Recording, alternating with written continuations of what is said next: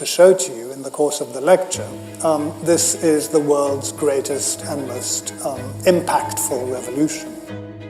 He defeated the Spanish, he defeated Great Britain, and now the largest superpower at the time, France, sent off its largest army to the island to deal with the revolt from the black forced servant who had recently freed themselves. We've had a lot of revolutions in history, but to my mind, the Haitian Revolution is the greatest revolution of modern times. The leader of France at the time was none other than Napoleon, and he prophetically said, quote, "In the decision I have taken to annihilate in Saint-Domingue the government of the blacks, I have been guided less by considerations of commerce and finance. Otherwise, the scepter of the New World would sooner or later fall into the hands of the blacks." What Napoleon doesn't know and didn't calculate for was that those blacks would defeat him in battle, setting into motion one of the most important historical events in history.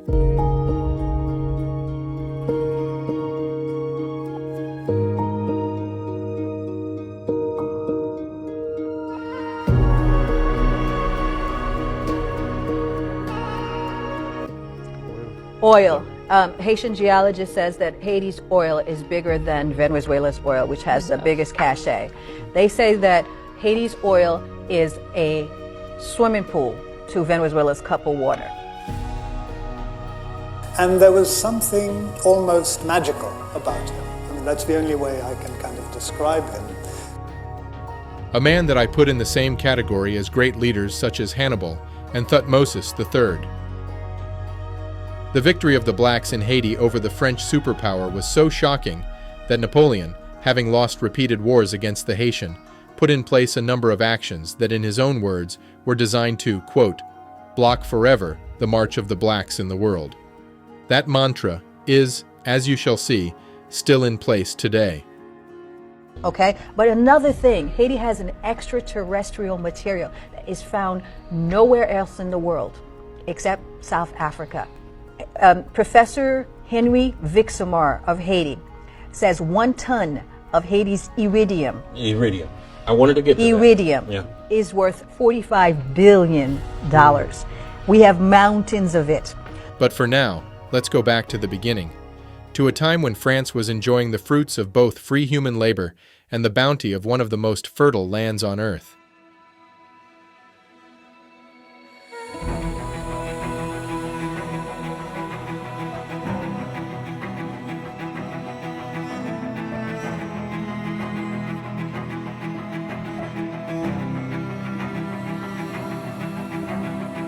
%. Haiti was producing 60% of the world's coffee and 40% of the world's sugar.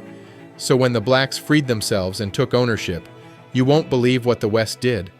And along with these facts, you will see that almost everything you have been told about Haiti is a lie, and why the people of Haiti have been intentionally kept poor till this day. And the instability in Haiti gave a pretext to the United States to move in with the Marines, and the first thing they did was to go into the central bank of Haiti, take the reserves of the central bank, put it on a boat and send it back to New York to Citibank, and that's the way it was. US troops stayed for 19 years, but their footprints are still visible today. What happened with the occupation was the centralization of power in Port-au-Prince. And the most important element was the creation of a centralized army, which became very much the arbiter of politics for a very long time in Haiti. The US occupation backed local elites and trained local security forces. Those forces would later back various regimes, including the brutal dictatorship of François Papa Doc Duvalier and his son Baby Doc. This led to a situation where Haitians became suspicious of power. And up until today, there is a vacuum of power. Century, born in Africa, and they enjoyed no civil or political rights, none at all. They were considered as property. They belonged to their owners. So when the revolution happened in France in 1789, and you may have heard of this revolution, right? This was the revolution that promised people liberty, equality, and fraternity, these great principles. So when this revolution happened in France, the slaves turned round to the new revolutionary leaders in France and said, well, what about these rights for us? The contradiction of their position became obvious. On one hand, the Declaration of Human Rights, which the French Revolution created, stated, and I quote, that all human beings are created equal before God, and yet on the other hand, France was employing the largest forced labor colony and was getting extremely rich from it. Oh, and just like any good exploitative system pretending to be capitalistic, the wealth was not benefiting the population that was doing the work in any way. In fact, these African workers, most of them born in Africa in the early 18th century, these men, women, and children were working all day to produce the golden products of the time, sugar and coffee. Today, most people know Haiti as one of the poorest countries in the world.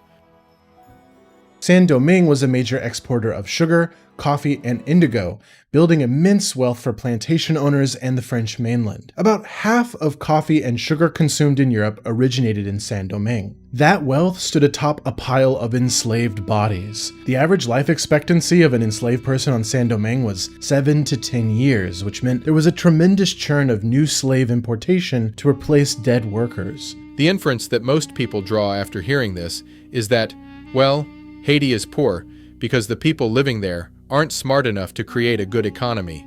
And this conclusion, as you will see, is more so a conclusion that Western powers want everybody to have.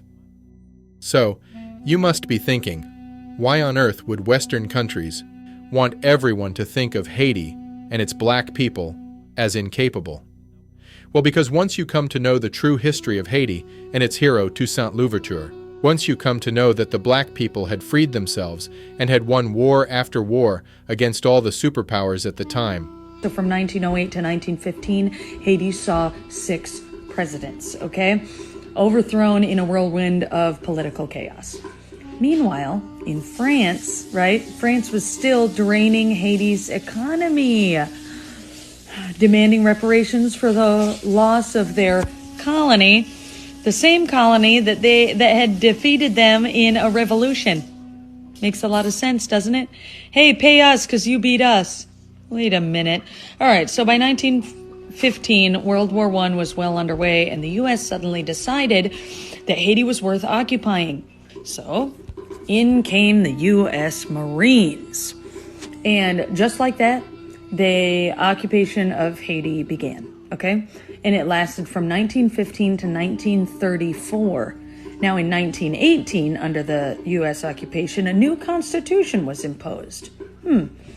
But this wasn't just ink on paper, right? It overturned Haitian law and allowed foreigners, especially American corporations, to buy and own land in Haiti. The U.S. didn't just stop there. No. So they took over Haiti's infrastructure, military, politics, finances. I mean, they disbanded the National Army and used forced labor. Once you come to know that those superpowers could not cope with a world where black people, recently forced servants, were suddenly in possession of one of the most productive economies and industries in the world. The famous American president Franklin D. Roosevelt was widely quoted as saying, "We must constantly set the bare foot against the shoe wearers and put the shoe wearers in a position to tear each other apart. It's the only way for us to maintain dominance over this country of black people that won its independence by force of arms." They proceeded to enact a genocide, both economic and human, to erase their shame and insecurities about black economic freedom. Then you will come to understand that the story of Haiti proves the Western elite agenda against the black man. We could talk at length about the French and broader Western effort to keep Haiti down after its independence. For example, after the slaves of Saint-Domingue freed themselves and created Haiti, their former colonizer, the French, forced them to pay reparations in exchange for diplomatic relations. Reparations, by the way, that Haiti continued to pay to France for centuries after the war had ended. And the only reason why Haiti was forced to continue paying this egregious toll was because Haiti is an island that is under embargo by Western powers, an embargo which they continue to impose.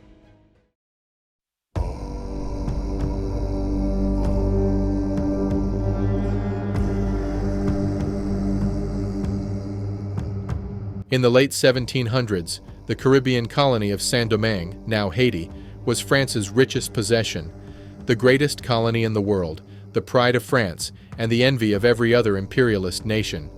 Its plantation economy, sugar, coffee, indigo, was fueled by the labor of nearly 500,000 enslaved Africans under cruel conditions. A small elite of white planters and officials reaped enormous profits, while the enslaved vastly outnumbered the free population, approximately 480,000 slaves versus under 70,000 free people by 1789. Racial caste laws in the Code Noir kept blacks in bondage and even restricted free people of color. This unjust society was a tinderbox on the eve of the French Revolution. François-Dominique Toussaint Bréda, later known as Toussaint Louverture, was born into forced servitude on a plantation in 1743. From an early age, the kid was gifted. He was illuminatingly perspective. His memory was flawless, and he was noticed right away. Unusually for an enslaved person, he was literate and educated by Jesuit missionaries and his godfather Pierre Baptiste. He learned French and some Latin and devoured books on philosophy and military strategy. One legend depicts him reading the works of Abbé Raynal, who predicted a black leader would free his people. Small in stature and physically unimposing, Toussaint was nonetheless known for his sharp intellect, discipline, and compassion. He was a devout Catholic and disdained Vodou, practicing an austere lifestyle.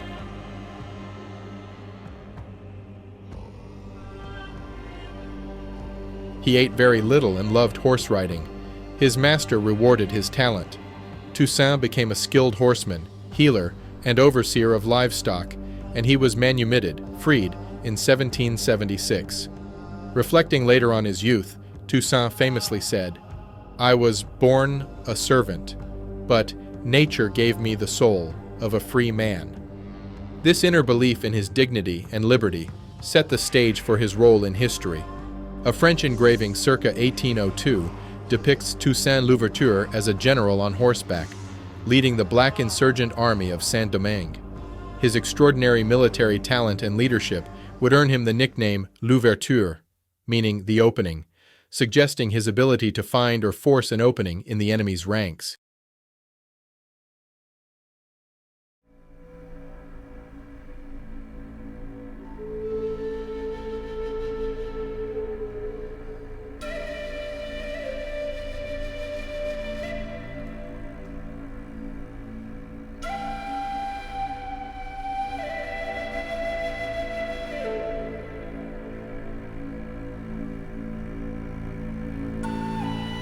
Inspired in part by the French Revolution's ideals of liberty and equality, and driven by their own suffering, the enslaved people of northern Saint-Domingue rose in a massive revolt in August 1791.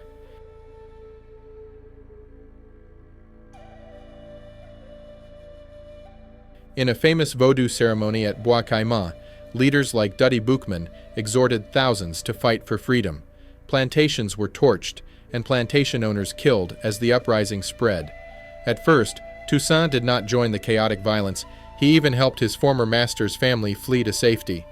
But within weeks he committed himself to the revolt, bringing along some trained fighters and serving initially as a medical aide and horseman for rebel commanders Georges Biassou and Jean-François. This shows that no matter where one sits, it is never too late to readjust.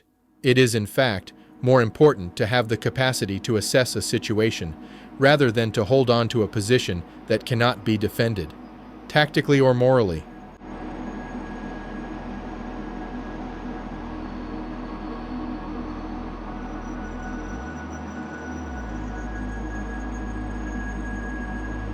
Toussaint soon proved invaluable. Dismayed by the ineptitude of other rebel leaders and their half-measures, he formed his own band of disciplined guerrilla fighters. It was around this time he adopted the surname Louverture. This means opening, to signify that he would carve an opening to freedom through his tactical genius. The insurgents' early goals were not outright independence, but an end to racist oppression and forced servitude. In 1792, Toussaint and other rebel chiefs wrote a boldly worded letter to colonial authorities proclaiming their natural rights. "We are black, it is true," they declared, "but, tell us, gentlemen, What law says the black man must belong to the white man? By natural right, we are your equals. It is not a crime to be born black, nor an advantage to be white. Rejecting any partial freedom, they insisted on general liberty for all. Here is their final resolution. They are resolved to live free or die. This uncompromising stance, vivre libre ou mourir, became the motto of the revolution.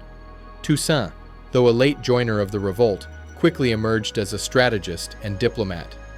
He organized effective guerrilla attacks in the mountains and sugar fields, using ambushes and night raids.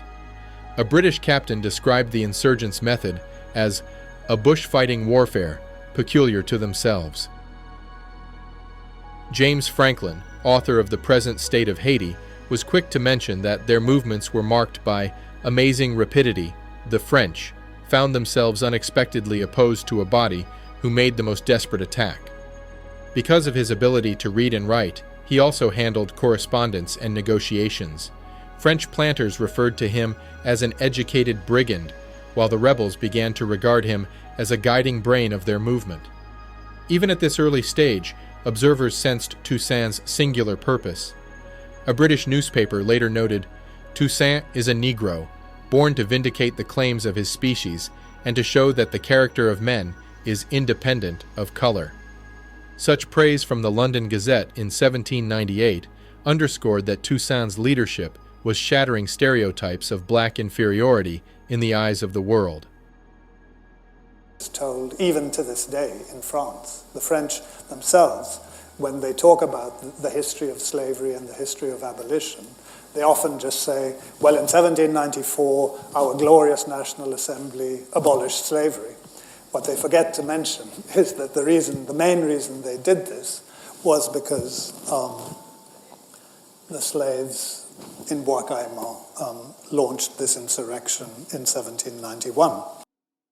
It is soon after that appears on the stage the famous Toussaint Louverture. Nobody had heard of him prior, and very soon he would gain the titles of the Black Spartacus and the Black Napoleon. His parents were captured from the Kingdom of Malaga in present-day Benin, and they were driven to forced labor. He spent the formative years of his life on a plantation in Saint-Domingue. But very quickly, the authorities on the farm realized that he was prodigiously gifted. He was a fantastic horse rider. He learned various medical skills, just kind of herbal medicine. He knew how to kind of treat animals that were suffering from various diseases. So very quickly he rose within the ranks under its leader, a man called Bayon de Libertat. And Bayon emancipates Toussaint. Again, we don't have the exact date, but it's probably sometime around the 1770s. And these formative years would soon be put to the benefit of his people.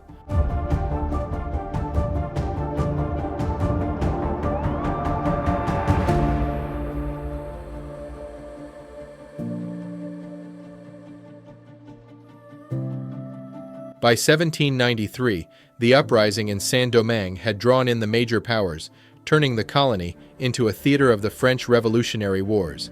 Each side had economic and strategic interests in this conflict, fighting for emancipation, equal rights, and some degree of autonomy. They sought to end the plantation system's brutal exploitation and prevent a return to forced servitude at all costs. Initially divided on the matter of forced labor, by 1793 to 94, facing war in Europe and chaos in the colonies, the French Republic had no options but to abolish forced servitude to win the loyalty of the Haitian people and other subjects in their occupied territories. France's interest was to retain Saint-Domingue and its revenues as a colony, but under new republican principles. Controlled the neighboring colony of Santo Domingo, eastern Hispaniola, and saw an opportunity to seize Saint-Domingue from a beleaguered France. The Spanish promised freedom to slave insurgents who joined their ranks, hoping to destabilize the French side and possibly annex territory. Britain coveted this immensely wealthy colony and also feared the spread of slave revolts to its own Caribbean islands. In 1793, as Britain went to war with revolutionary France, British troops invaded coastal towns of Saint-Domingue, allegedly to restore order. The British aimed to control the colony's trade and prevent a black republic that could threaten the slave-based British West Indies. This group, many of mixed race, called mulattoes, had their own leaders like André Rigaud. Initially, they fought for equality with whites, not slave emancipation. Later, some free-colored factions allied with Toussaint, as he upheld abolition, while others resisted his authority in a contest for power, as seen in the Civil War of 1799. Though not a direct combatant, the U.S. watched closely. American merchants traded with revolutionary Saint-Domingue, yet American slaveholders were terrified that a successful slave uprising would inspire rebellions at home. Indeed, the Haitian Revolution's example loomed over the American South's psyche. The U.S. provided limited support by trading arms for sugar, but never officially backed a black-led regime.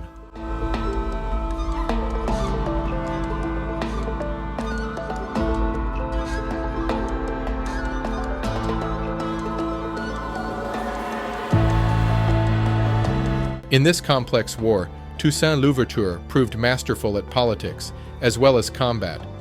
Early on, he allied with the Spanish, who controlled the eastern part of the island. Toussaint became a Spanish officer. They gave him the rank of general and the honorary title, Knight of St. Isabella, and he fought against the French Republican forces in 1793–94. In the Spanish service, Toussaint honed conventional military skills to add to his guerrilla tactics. He recruited and trained a capable army, attracting other black commanders such as his bold young lieutenants Jean-Jacques Dessalines and Henri Christophe. Remember these names as they will become important in the story ahead. Under Toussaint, the insurgents captured several French-held towns. By 1794, the French colonial government was nearing collapse. British troops held portions of the coasts, Spanish-supported black forces ravaged the north, and mixed-race mulatra forces controlled the south. Everything changed in February 1794 when the French National Convention in Paris officially abolished slavery in all French colonies. At last, the highest French authorities affirmed the principle that all men are born free and equal. Toussaint was deeply moved by this turn of events. He decided that Republican France, which now professed to uphold liberty, was a more natural ally than monarchist Spain or slaveholding Britain. In May 1794, Toussaint switched sides. He dramatically left the Spanish and pledged allegiance to French Republican Commissioner Etienne Lavaux, bringing thousands of experienced fighters with him. Toussaint justified this move by declaring he had become a Republican and could not fight against the nation that had freed his people. He also noted that neither Spain nor Britain showed any intent to free slaves. Some questioned Toussaint's duplicity. He had negotiated shrewdly with all sides, but his choice was decisive for history. By 1794, his troops mixed muskets, increasingly available from Spanish stocks captured, and French depots, with machetes, pikes, and sabers, the latter crucial for close-in fighting in cane, ravines, and woods. As he folded into the French command under General Lavaux, steady powder and cartridge issue improved, and captured pieces raised his light artillery count in the north. Contemporary and later French officers stressed the role of mounted scouts and small cavalry detachments to screen columns and strike depots, classic petite guerre practice in Saint-Domingue's broken terrain. His sudden strike ambush on former allies around Saint-Raphael signaled the full break. Spanish-aligned black units reeled. A rapid chain of surrenders captures: Marmalade, Plaisance, Ennery, Dondon, Acul, Limbe, as his columns took the high road line and western belt. This dismantled Spain's 1793 gains in weeks. Continued pressure, plus France's fortunes in Europe, produced the Peace of Basel, 22nd of July 1795.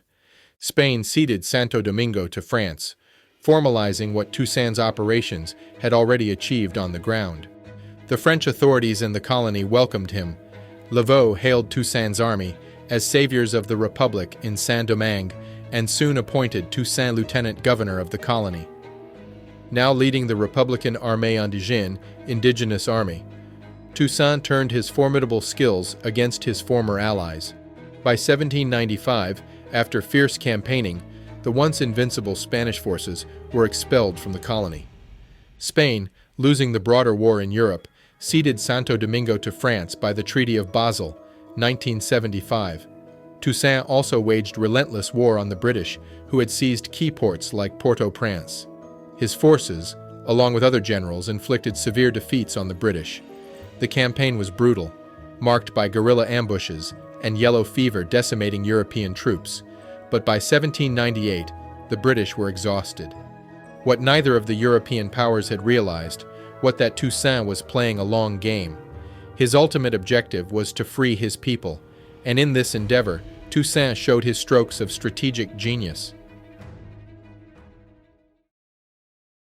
He would use the envy and interests of the superpowers against them, while furthering the cause and liberation of his people. They opened secret talks with Toussaint, who astutely negotiated the complete British withdrawal in exchange for a promise not to spread the slave revolt to the nearby British colony of Jamaica. The British, eager to cut their losses, over 15,000 British soldiers died in the Haiti invasion, even offered to recognize Toussaint as king of an independent Haiti, an offer he pointedly refused since he distrusted British motives and disliked pompous titles. Instead, Toussaint preferred to present himself as a loyal French Republican while effectively acting as autonomous ruler of Saint-Domingue, at least for now. By the end of 1798, Toussaint Louverture stood triumphant over all foreign and domestic rivals on the French side of the island. A contemporary British admirer wrote that one of the most remarkable men in an age rich with remarkable men had risen in Haiti, even suggesting that, in a wider sphere, Napoleon appears to have imitated him. Indeed, Toussaint's combination of military genius and political savvy drew comparisons to Napoleon Bonaparte, who was by then First Consul of France. Toussaint had shown that a black general could outwit and outfight the great colonial empires. As the London Gazette recognized in 1798, he seemed born to vindicate the claims of black people to equality.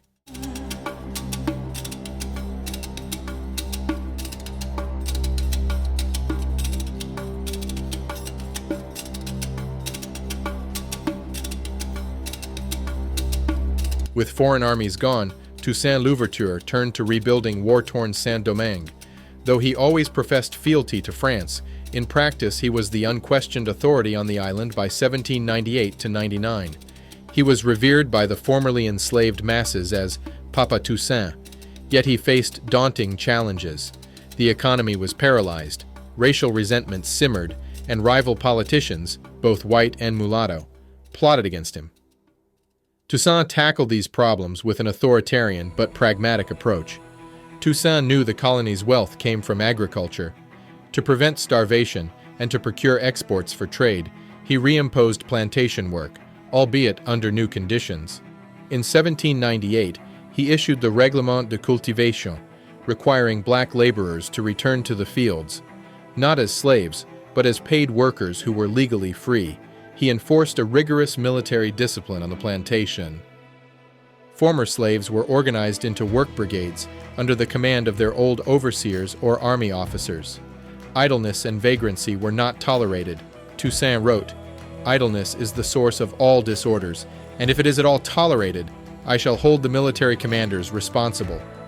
While this system was harsh and resented by some freed people, it succeeded in getting the economy moving. Plantations started producing sugar, coffee, and cotton again by 1801, and workers received a share of the profits, instead of the whip. Toussaint believed discipline was necessary after the anarchy of war, convinced that compulsion was needed to prevent idleness, and that black farmers, many of whom were African-born, could learn from Europeans in modern agricultural methods. He proudly maintained that I have never strayed from the rules of justice with my enemies. I sought to soften the horrors of war, to spare the blood of men. Now in peace, he pardoned many who had fought against him and forbade revenge attacks. However, beneath the surface, tensions persisted. White planters and gens de couleur resented being ruled by a black former slave, while black field workers mistrusted the mixed-race elite. Toussaint tried to balance these groups, often playing them against each other to maintain control. Toussaint understood that Saint-Domingue's survival depended on outside trade and on deterring any new invasions. He cultivated friendly relations with the United States and Britain, despite their earlier hostilities. In 1798, he signed trade agreements allowing American and British ships to import manufactured goods and arms in exchange for sugar and coffee. Both the U.S. and Britain, though wary of a black-led regime, found it pragmatic to deal with Toussaint. New England merchants depended on the island's produce, and Britain appreciated Toussaint's promise not to incite slave rebellions in British territories. President John Adams even sent agents and supplies to Louverture's regime, viewing him as preferable to French control. Toussaint thus cleverly used geopolitical rivalries to his advantage, securing the recognition, if not formal diplomatic recognition, of major powers. Meanwhile, he kept insisting that Saint-Domingue was still part of France, a French protectorate in effect, to avoid provoking France or its allies. In reality, by 1801, Toussaint was ruling autonomously. He could make treaties, raise revenues, and administer the colony without oversight. In July 1801, Toussaint Louverture took his boldest political step. Without approval from France, he promulgated a new autonomous constitution for Saint-Domingue. This constitution enshrined abolition of slavery permanently, declaring that there can be no slaves in this territory, servitude is forever abolished. It also made Toussaint governor-general for life with near-dictatorial powers, and it maintained that all people in Saint-Domingue were French citizens, but it effectively gave the colony self-government. Toussaint reassured that, "I want liberty and equality to reign in Saint-Domingue," and that he was not declaring independence. Yet, the Constitution banned many forms of racial discrimination and even made Catholicism, Toussaint's faith, the official religion, asserting local control over church and state. To French authorities, this looked like an unacceptable challenge to metropolitan authority.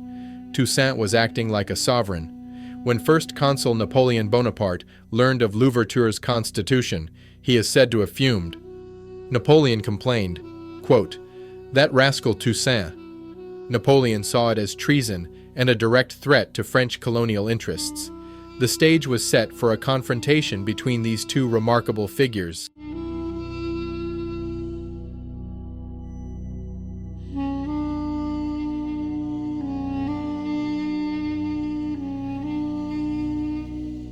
Napoleon, challenged by the constitution that the blacks had written for themselves in Haiti, put it upon himself to prevent any more losses from their colonies, which meant, in his eyes, that he had to prevent black emancipation. This also happened to align with his views on race.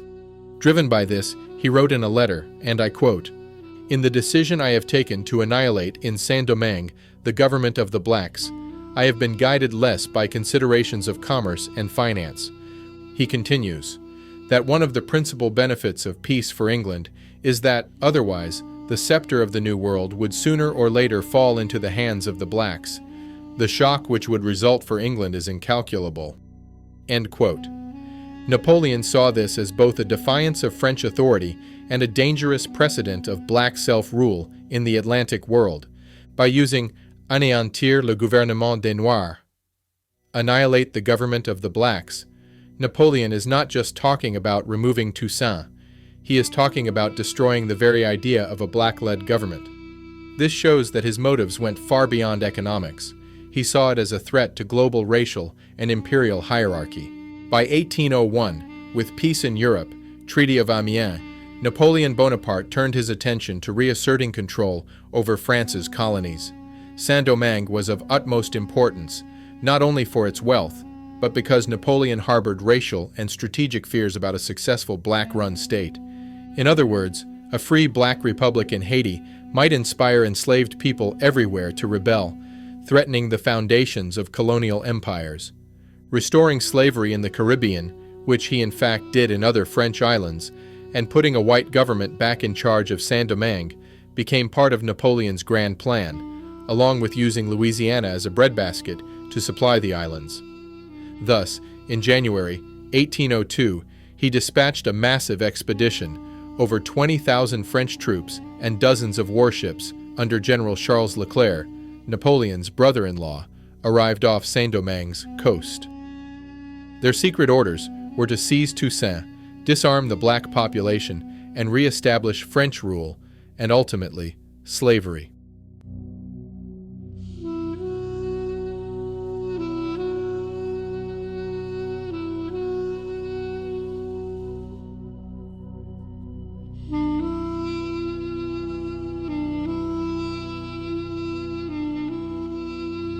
Toussaint, having anticipated an attack, prepared defenses.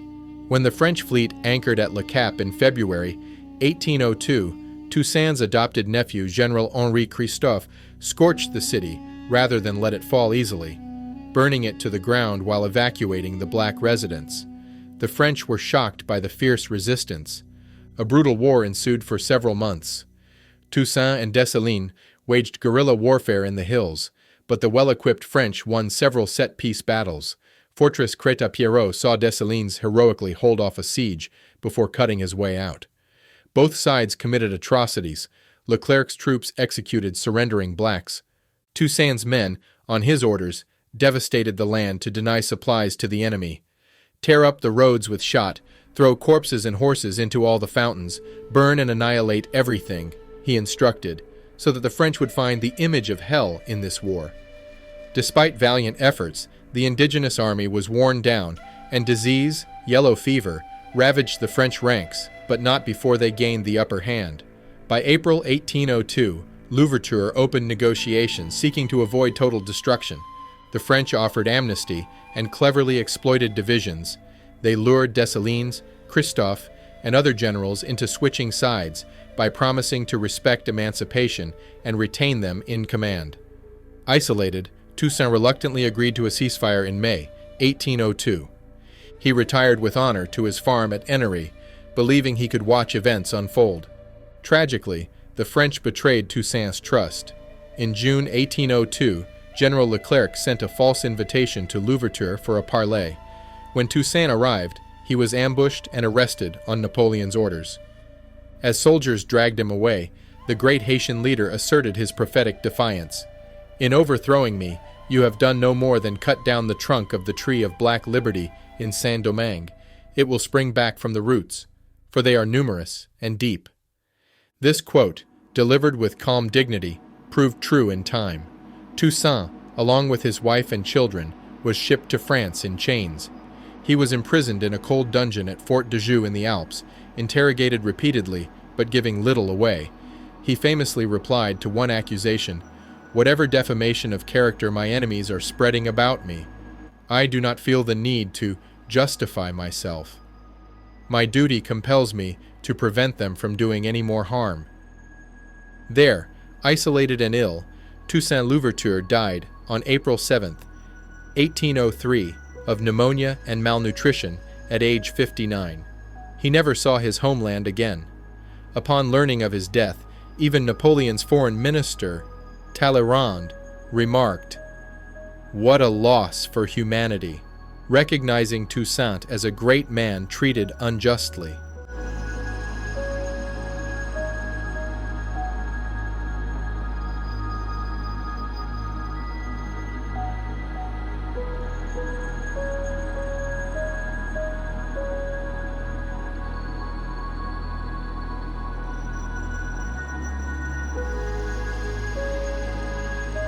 Although Toussaint Louverture was gone, the Haitian Revolution was far from over. Napoleon's attempt to restore slavery backfired spectacularly. Over the months following Toussaint's removal, Leclerc and the French began to impose discriminatory policies, arousing the suspicion and anger of the black population. News arrived that France had reinstated slavery in Guadeloupe. Clearly, Saint-Domingue would be next. Toussaint's top lieutenants, Dessalines and Christophe, realized they had been duped. In October 1802, when Leclerc died of fever and the brutal General Rochambeau took charge, bringing bloodhounds to hunt black people and drowning masses of slaves in the bay, the colony's black and mulatto soldiers rose up again in a unified fight for independence. Dessalines led the renewed war with the cry, "Liberty or death." For the French, the campaign became a nightmare, just like what they would encounter in the heart of Africa during their colonization efforts. The French encountered spectacularly well-organized resistance. Their formidable military acumen was only made worse for the French by the tropical disease that hit them. Unlike in North America, where the natives had died at a rate of almost 95% due to imported and often intentionally spread pathogens, here it would be the Europeans that would suffer from rampant yellow fever. Finally, on November 18, 1803, Dessalines' forces won a decisive victory at the Battle of Vertières. The remaining French surrendered. This was a decisive moment in the consciousness of the historically oppressed black people. They had just beaten the superpower, France. Not only that, they had done so against one of the most acclaimed military figures of history, Napoleon, a fact that very few know. At this point, it is important to note that many of the Haitians were themselves born in Africa, and many had received military training from their old kingdoms. Military acumen that they used to fight the Western powers and free themselves from the occupying powers. On January 1, 1804, Jean-Jacques Dessalines declared the independence of Haiti, reclaiming the indigenous name of the land. Haiti became the first free black republic in the world and the second independent nation in the Americas. In a dramatic and violent epilogue, Dessalines ordered the extermination of most of the remaining French whites in Haiti to ensure no one could reinstate slavery. The Haitian Revolution, begun by enslaved field hands in 1791, had culminated in an unprecedented slave emancipation and colonial liberation. Toussaint Louverture did not live to see that final victory, but he was its principal architect. Toussaint was a giant, one 19th century historian wrote. He had an array of talents equaled by few men. He had intelligence, intuition, and vision. It was Toussaint's leadership that had abolished slavery in the colony, defeated external enemies, and laid the groundwork for Haiti's sovereignty. The truth. Until today, this nation of Haiti is under embargo. We all know that an embargo is a travesty that is akin to a slow death. But an embargo on an island nation? That is a crime against humanity. How can the West claim moral heights when they have intentionally destroyed all attempts for Haiti to build a successful economy? All this to prove that Haiti, and thus the black man, isn't able to create a successful nation. What started in Haiti, as Napoleon said, to prevent the march of the blacks, spread to the rest of the world. Because their most successful general, Napoleon, could not defeat a nation of self-determined former servants, they resorted to choking the nation economically for 200 years. France, with the support of the U.S., demanded that the island nation pay reparations. The irony of this situation is not lost on us. The losing side to this war went to ask the U.S. to blockade and embargo the island nation.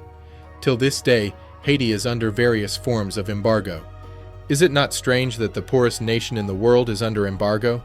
Is it not strange that the crime gangs in Haiti somehow have access to buy guns, but the government themselves are under arms embargo and are not allowed to purchase weapons?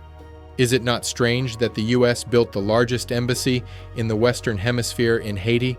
If Haiti is so worthless, why all the interest from the U.S.? Is it not strange that one of the most fertile lands in the world isn't able to feed its people? Or even more puzzling, when the U.S. came to stabilize Haiti after the assassination of their president in 1915, that the U.S. broke into the central bank of Haiti and took all its reserves and sent it to the U.S.? Ask yourself, why didn't the U.S. steal all the gold and foreign reserves of the European countries it liberated at the end of the Second World War, when these countries were weak and defenseless? Why did the U.S. instead use its own coffers to fund the Marshall Plan, which rebuilt Europe? Why the difference in treatment between Haiti and the European countries? Is it a coincidence that the same technique used to prevent Haiti from prospering was also applied in Tulsa, where former forced servants in the U.S. had built one of the most successful communities? That the same technique was also used on every single would-be successful country in Africa, from Ghana to Congo, Guinea, Mali, Burkina Faso, Tanzania, and Libya. And yet today, the same nations who perpetrated these atrocities are using the result of their actions and the current economic disfavor to justify the inadequacy of the black man, while at the same time denying or ignoring black history. The spirit of Toussaint Louverture still lives within us, and soon Haiti will free itself from neo-colonialism, the same way it freed itself from forced labor. And if they thought eliminating our heroes would prevent us from becoming strong, they miscalculated. Because now we have an army of leaders, fast emerging, that combine the essence of Toussaint Louverture and Hannibal Barca. They denied Haiti's flourishing because they knew this: the will of a people is stronger than any conquest. That is why the enemies of humanity fear history, for history teaches that defeat, true defeat, is when a people has forgotten their true potential. That is why Toussaint Louverture gave his life, so that our children may never grow up believing that they are without history.